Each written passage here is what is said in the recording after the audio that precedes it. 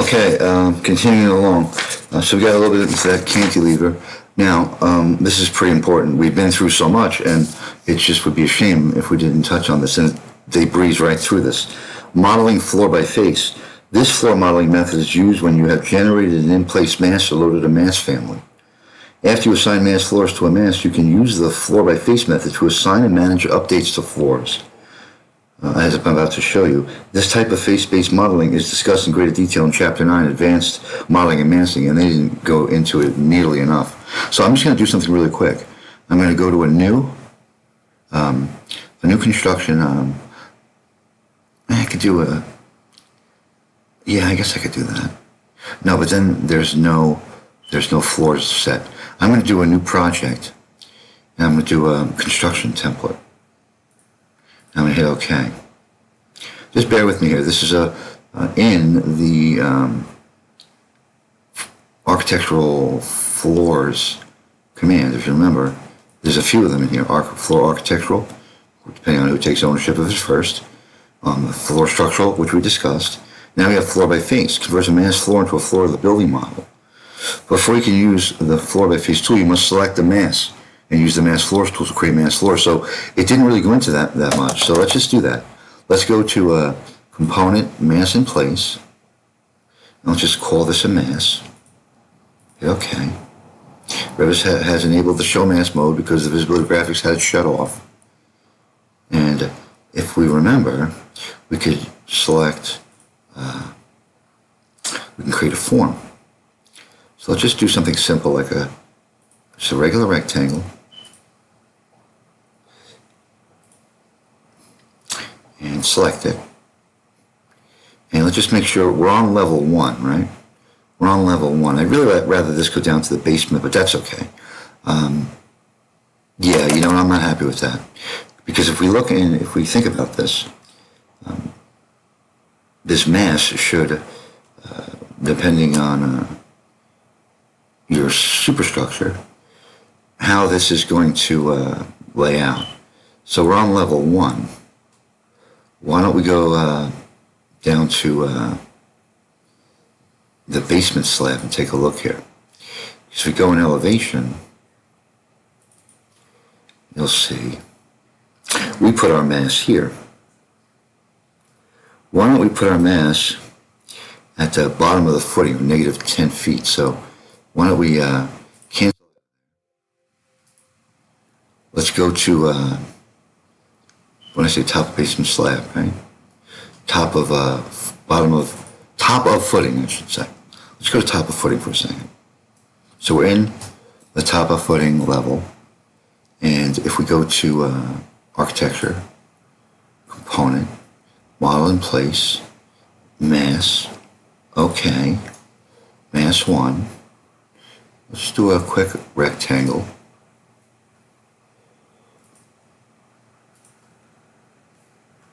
Modify, select geometry, solid form, extruded form, finish mass. Now, if we go to let's take a look at the north elevation for a second. If we take a look at this mass, that's where the level it's on is. It's at the top of footing. I'm just going to drag the top of this mass and extend it up well past the roof. Well past it. Bring it down just a little bit. Okay. So now, as you can see just by selecting it, the properties, you can see mass floors. Well, if I was to either hit it here or hit it here, you'll notice that when you get a dialog box that pops up, says, well, you can create floors based on the levels. So I'll select all of these and hit OK. And if I move this out of the way, you'll see, indeed, that floors were selected, or floor lines. We haven't selected any floors yet. But if we go to architecture and go to floor by face, in the status bar, select mass floor, select again to remove. Now, concrete slab, 6-inch. Well, why don't we put our 3-inch lightweight concrete on 2-inch metal deck? Try that. Select the mass floors. 1, 2, 3. And again, this is just for demonstration purposes. Create floor.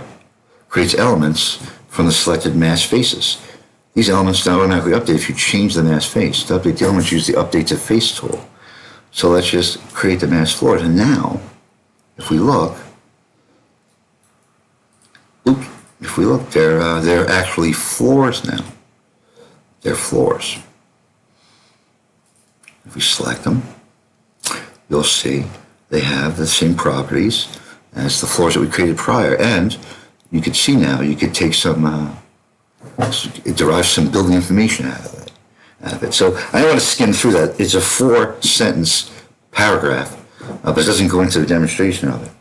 So we're going to get into defining a pad in the next video. So just digest that. That's going to be something that you're going to have to do. And remember, all of these beautiful, beautiful shapes that we can make with these masses. If you remember, some of these masses we created were really cool, right? Some of these masses were really, really, really intricate, if you remember. But we really didn't go into the mass flooring of them.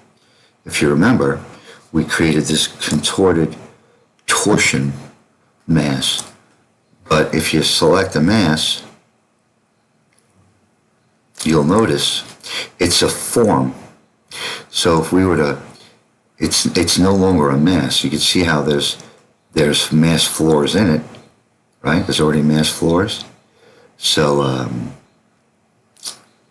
there's a lot you can derive from grabbing these geometric primitives and sculpting them any way you want, right? And these are the analytical tools that are going to give you the power to do that.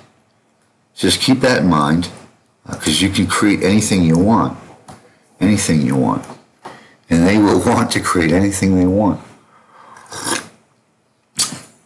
So many artistic expressions. So just keep that on the back burner, because you're going to have to practice that.